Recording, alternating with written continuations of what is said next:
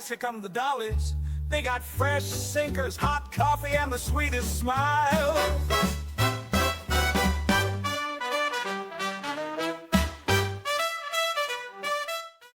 Welcome back to the Clubmobile, everybody. We're so happy to have you joining us this morning. Hi, everyone. Welcome back. We have a really fun episode lined up for you guys today with a really fun guest. And joining us from Berlin is Emilia Quaye, and she is the director of Music Maestro, Please. Thank you for joining us. Thanks so much for joining us. I am so excited to talk about your movie. I've been following, I think, relatively near the beginning of your Instagram account. This movie is so up my alley, so up my street. So for those that don't know, and I'm sad to say a lot of people in our group don't know yet, could you tell us a little about your film? Yeah, sure. So first of all, thank you so much for having me. I'm really excited to talk about this project and tell you all about it. So Music Maestro, Please is a 50-minute short film that is set in the 1940s, no particular year, but just 1940s in general. In a city like New York, also not a particular city, just to keep it a bit more open. And it's supposed to look and feel like an old Hollywood film from the early to mid 1940s, and have everything beautiful in it, like the beautiful clothes, the music of the time, and the overall feel and storytelling as well.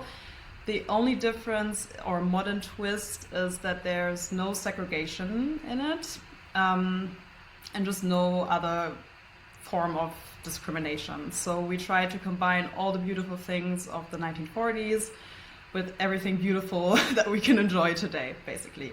And it's a bit of a, this is how it could have been or should have been approach. Yeah.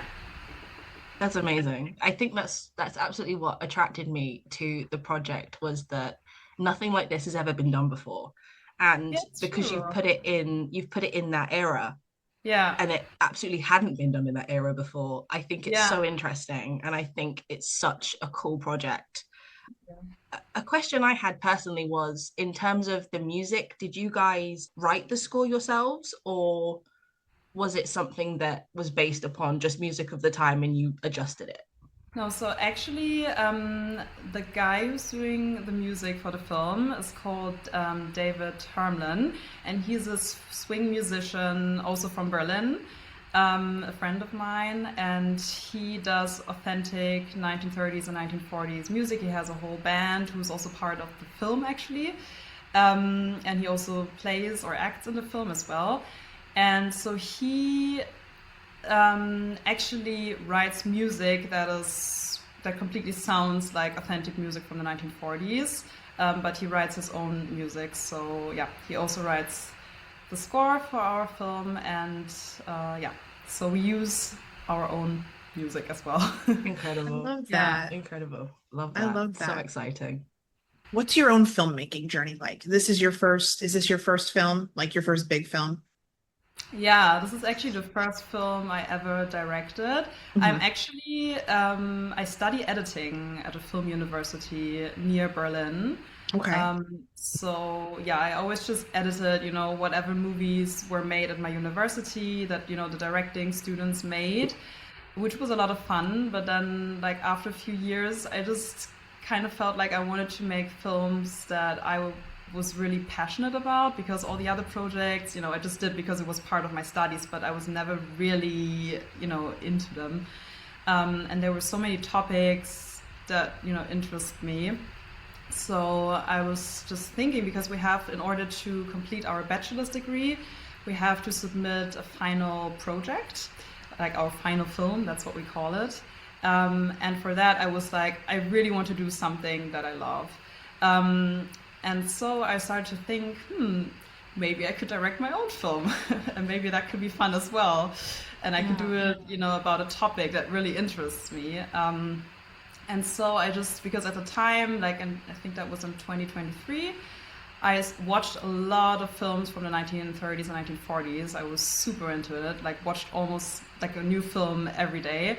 And so after a while, I was like, maybe that could be fun to make a film in the style of the era, but just with a little bit of a different approach, because there are so many films from the time. So I feel like there doesn't need to be a new film that is just exactly like that. So yeah, that was kind of how this whole idea started. But yeah, that was the first film I directed. And I also wrote the script together with another person, and I also acted in the film. So yeah, a lot of first times for me. Wow. Well, the jobs to do. Yeah, Amazing. I love that. Yeah. So you mentioned that you watched a bunch of the old classic Hollywood movies during your time for research for this. Have you always been interested in those kinds of movies? And do you have a favorite that you watched in order to research for this? So I got into the whole 1940s aesthetic and like vintage in general like 10 years ago when I was 15. Because I started swing dancing with my best friend. amazing. And yeah, that was really what So got me cool. into it. Yeah. So the whole music and the dance and it was part of this youth club who did this project for youngsters to get into swing music, and it also showed us some videos of the era because there are amazing dance videos. Maybe you know them as well. And when we watched that for the first time, we were 15. We've never seen anything like that before. We were just like, oh my gosh, they dressed so beautifully back then, and the way that the skirts were, moving and the movement was just so fascinating for us. So that's what really got us into the 1940s aesthetic, and then we started going to thrift shops and then I started dressing vintage, like 1940s every day when I was like 17, I believe. So yeah, so that's what got me into the whole vintage world. And then with the music and the clothes also came the movies, because I feel like once you're in there, it's a whole lifestyle. I mean, you probably also, you can probably relate. Yes, Yeah. absolutely. So it all belongs together, kind of. And I also, of course, love to see all the beautiful clothes in the movies and as inspiration as well, So yeah, so I feel like I started watching 1940s films maybe at the age of 17. But when I went to film school, that was really when I started to watch a lot of it, also for research purposes or, just because I was more getting into film in general. Right. Yeah. Did you have a favorite that you watched? Oh, yeah. Yeah. So I feel like my biggest inspiration was definitely Stormy Weather. Have you seen? Love that movie. Yeah. Oh my God. Yeah. So good. Yeah. So for those who don't know, Stormy Weather was like one of the biggest all-black films of the era. And it is a musical, and it's basically just one musical number after the other. So if you love 1940s music and just a show and the glamour, you should definitely watch that film. And it has a lot of black stars of the time as well. So we have Lena Horne, who's playing one of the main leading characters. And then there's also a scene with the Nicholas brothers, who I absolutely love, and Cab Calloway. So yeah. So that was definitely the biggest inspiration for my film. Watch this movie. I have to watch this movie now. It's on your you need list, to. yeah. There's actually a really good version on YouTube, like it's in HD. quality. Yeah. They've colorized it as well at some point, but Does it lose? Do you feel like it loses something in the colorization? Yeah. I feel so, yeah. Yeah. I think it does. It makes That'd be it like look, seeing The Thin Man in color. I just don't know that I could. I have tried watching The Thin Man in color, and I can't get behind watching it in color. I just can't do it. Really? Yeah. But no, I think Stormy Weather is on your list, Gabby. Emilia, I made Gabby a whole list of movies to watch, like old Hollywood classic movies to watch. I feel like at some sort of point I whittling had down the list. seen. At some point I had seen like all the regulars, right? Yeah. But Winnie is deep, deep, deep down the rabbit Still hole deep in there. of old Hollywood movies that she said, I'm going to make you a list. So I've been working my way through the list over the last couple of years. And I still think that my favorites are the Thin Man movies. I mean, because they're just I so need Because to they- watch fun them. and I've funny. never seen the Thin Man movies actually. They're so good, so those are good. so great. Those are The like, first and the second ones are great. yeah, Okay. the last couple are good too, but there's like 6 of them, and they're like old Yeah. Hollywood detective films, but they're like goof, like he's very goofy, William Powell. He's very goofy. He's Oh, very William silly. Powell. He's very Okay. Yeah, silly. I yeah. need to watch Yeah. that. Are they from the 1930s? Yes, they're Yes, from the the first 30s one into the was- 40s. Yeah. Yeah. So from like the late 30s into the mid Yeah, 40s, I something would like say. that. Yeah, fun. But- Now I need to add them to my list as well. They're great Add them to your movies. list. Yeah, excellent movies. And I think I also made Gabby watch like my favorites, like On the Town. I haven't made you watch Top Hat yet. No. Oh, Top Hat that's is also a great excellent. one. I Yeah. But love- we I trade love we trade all- off, right? So she gives me Yeah. old Hollywood movies to watch, and I make her watch like all the cult classics of the 90s No, okay. and the also 80s. good. Yeah. Yeah. Yeah, But stuff like that. in general, I feel like Fred Astaire movies were also a big inspiration for my film because I love everything with Fred Astaire in it.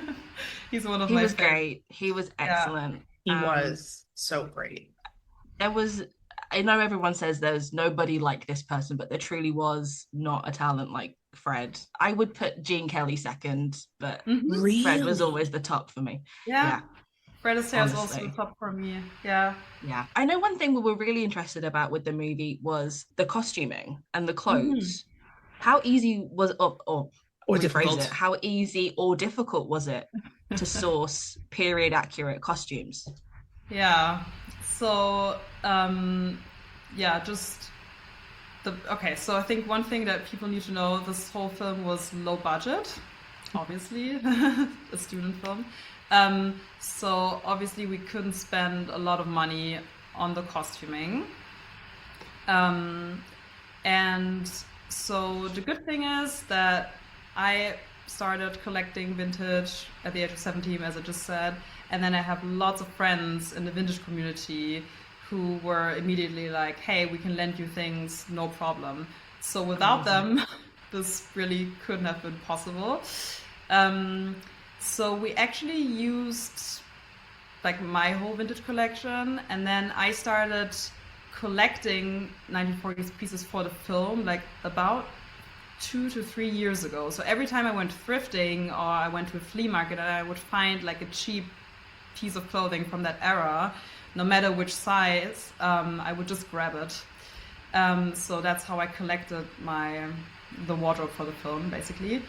And then luckily, because I'm so connected in the vintage community, we had like a few shops who would help us out with like a few pieces here and there. There's this amazing woman called Gerlinde, and she has a huge collection. She collected like vintage for like over 30 years, I believe. So when she heard that I was doing this project and I got in contact with her, she was like, yes, I definitely want to support you. I would just give you all my like original 1930s and 40s jewelry items that are really rare, actually. I would just give it to you for free, you know. So that's how it was actually possible to do this film. And also, since I only have women's clothing, all my male friends had to help me out for the male costumes. So in the end, I think we only rented like 3 items in total from like a costume rental. That's really, really good. That's and incredible. we had 2 days with like 40 plus extras, so we had to source a lot of clothing, but all made possible by my amazing friends. That's amazing. That's incredible. Yeah. I That's love that great. so much. It really stands to the time of like wartime in the 40s and just make do, right? Yeah. Right. People would Yeah, just make do. They would do what they had to. But I think Yeah. that's incredible. Do you have a favorite vintage item? Like when you go sourcing vintage clothing, if you go to a shop for yourself, do you have like something specific that you're always looking for? Like, are you a hat person or jewelry? I would say I'm definitely a hat person. I love the like huge halo hats and like Yeah. tilt hats that sit, on your Yeah. Mm-hmm. on your head like that. And then I'm also a sucker for a good power suit. I love like the skirt suits of the 1940s. Like just in general, if you have like a huge 40s fedora or hat on and then like a suit, I feel like there's nothing else that makes me feel as powerful as this, Oh, I love you that. know, ensemble That's incredible. because yeah, it's just A so good bold hat. and strong. Right? A good hat can pull an outfit together. I'm starting to find that I really like brooches, like a Yeah. good accent brooch on the collar of a jacket or but I have no place to Um, wear that kind of stuff. No, Wear one it. of us Could you is like imagine that, me, wait, could you okay. imagine me rolling up to work like that with just a big I think you thing, should do it. big thing on my Yeah, shirt? why not? you should do Everyone it. wants. Listen, life is too short. That's Wear what you true. want, do what you want. Just do it. Who Definitely. cares? Very true. We'd love to talk about the writing and the casting process for the movie. How long did that take, the writing and the finalizing of the script, and then finding a group of people that wanted to do the movie? How long did that take? So I started working on the script with my colleague Emma Wees, who's also a writer from my university. I think in fall time of 2023. And then we wrote a script that was like 40 pages long, and it's like the whole story. So the two characters meet and then, you know, they evolve and yeah.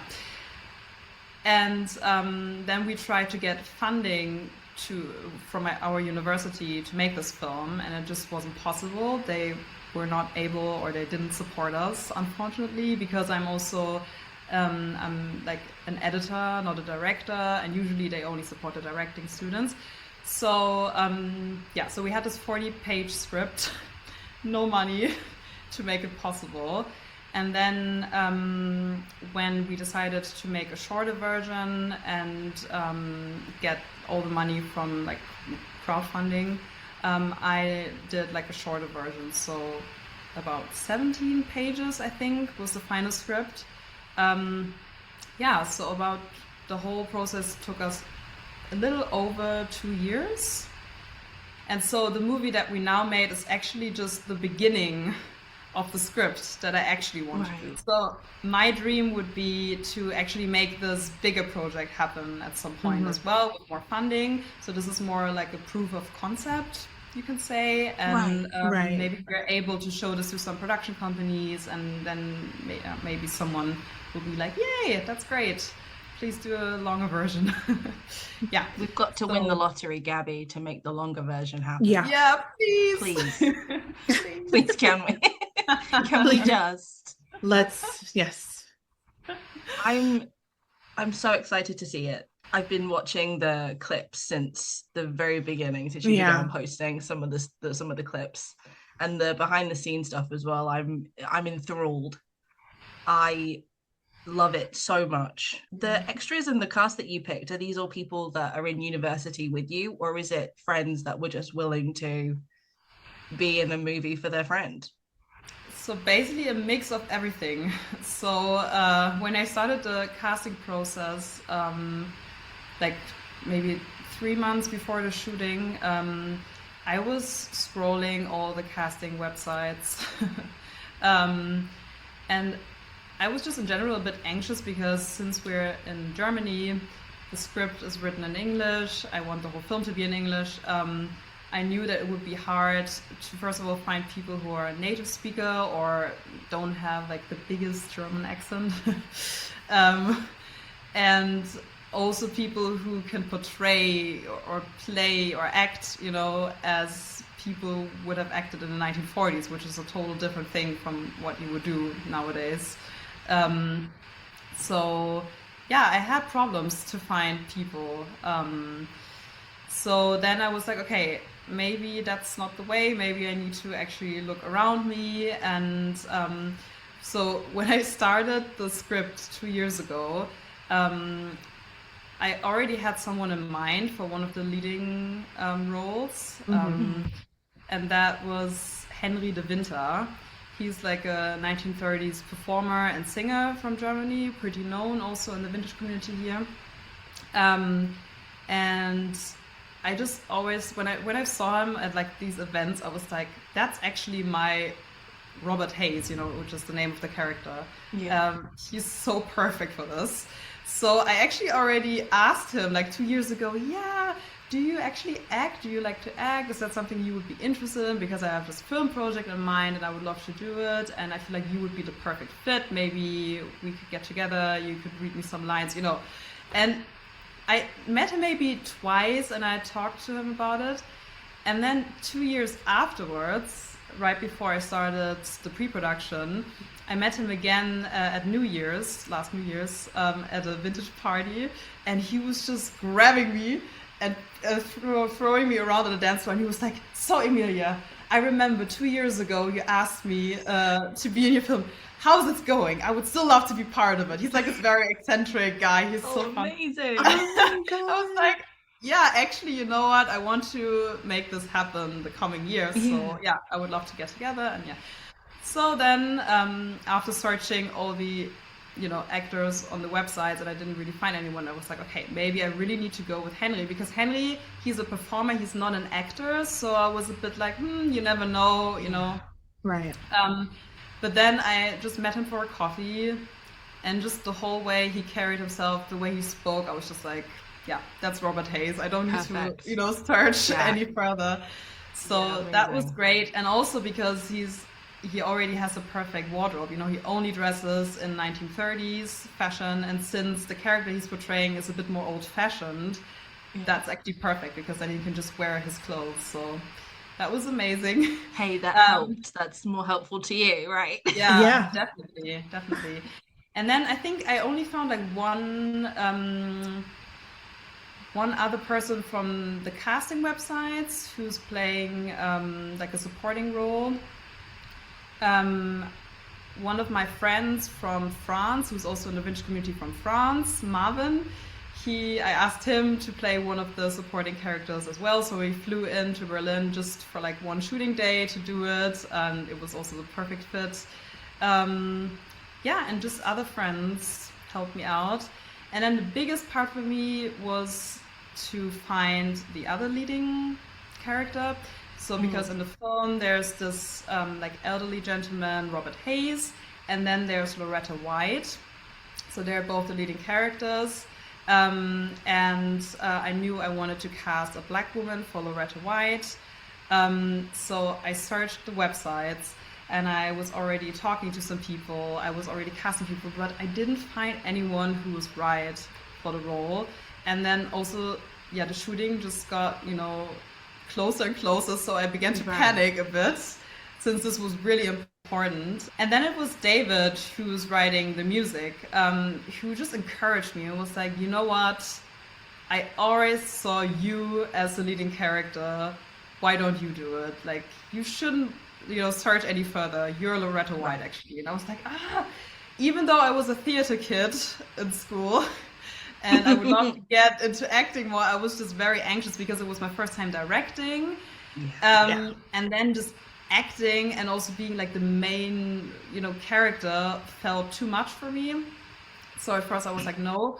But then in the end, there was no other option because I couldn't find anyone else. And the clothes already fit me perfectly because they were my own. Exactly. Yeah.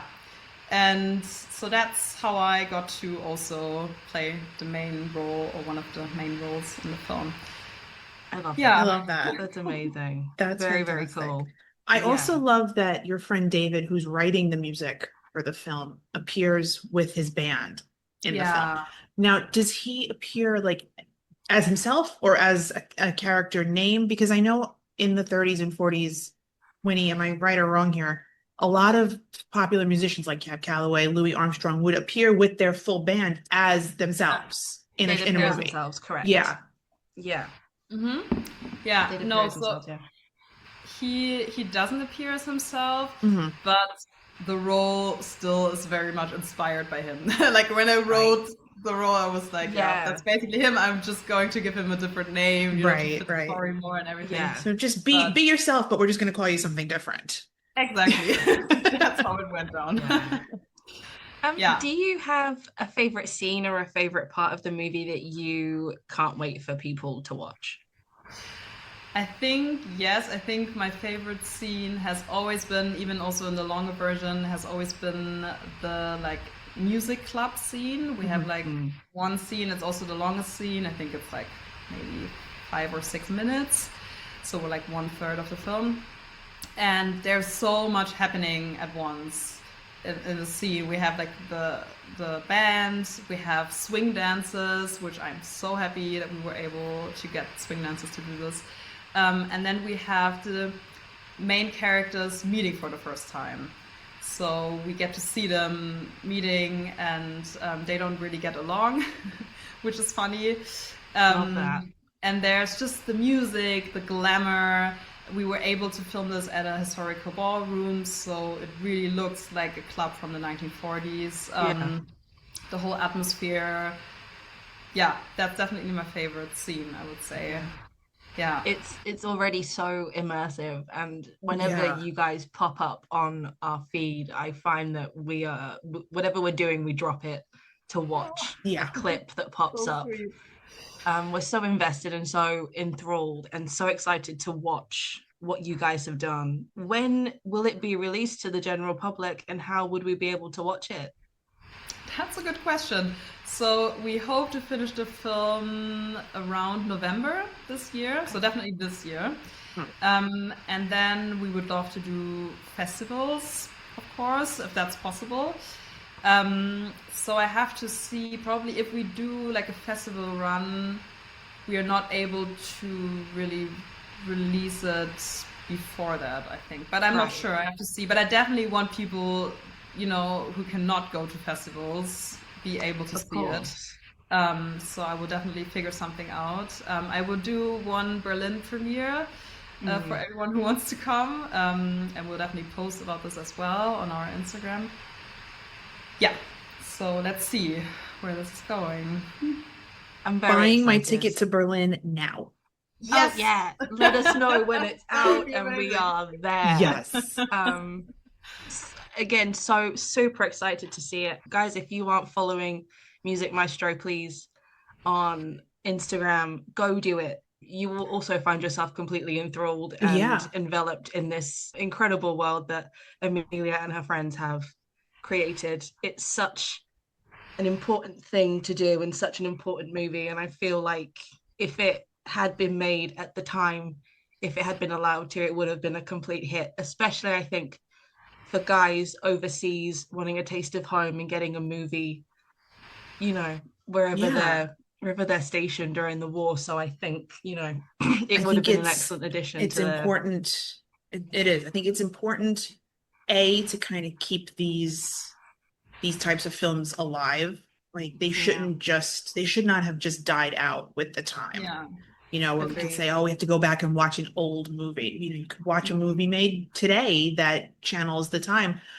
But I think that, given the fact that it's non-segregated and a lot of the time, almost all of the time, especially in America, was segregated. Yeah. You found less of it, obviously, when you went, over to France and England. Yeah. But I think it's just very important, especially given the climate of the world today, Agreed. that Yeah. we kind of remind ourselves that there should be no black or white, no yes or no on entertainment or anything like that. This is to make you feel good. So Yeah. why put a damper on something that makes people feel good? Yeah. Exactly agree. I think that is a really great note to wrap up on. This has been so much fun. Thank you, Emilia, for joining us, and we're Thank so you so excited to see the much. final product. Yeah. Thank you so much and for please- having me. Of course, and please let us know when everything is finalized and done so that we can get on a plane and get to Berlin Yeah. to come watch this fantastic Yeah. movie. We're so excited. I would be so thrilled. Thank you so much We for would having love me. to, yes. And guys, make course. sure you're following Emilia and Music Maestro, please, on Instagram, because this is definitely something you do not want to miss. Agreed. Thank you, everyone, for joining us, and we'll Thank see you you so next much. time. Thanks, everyone. Thank you. Bye.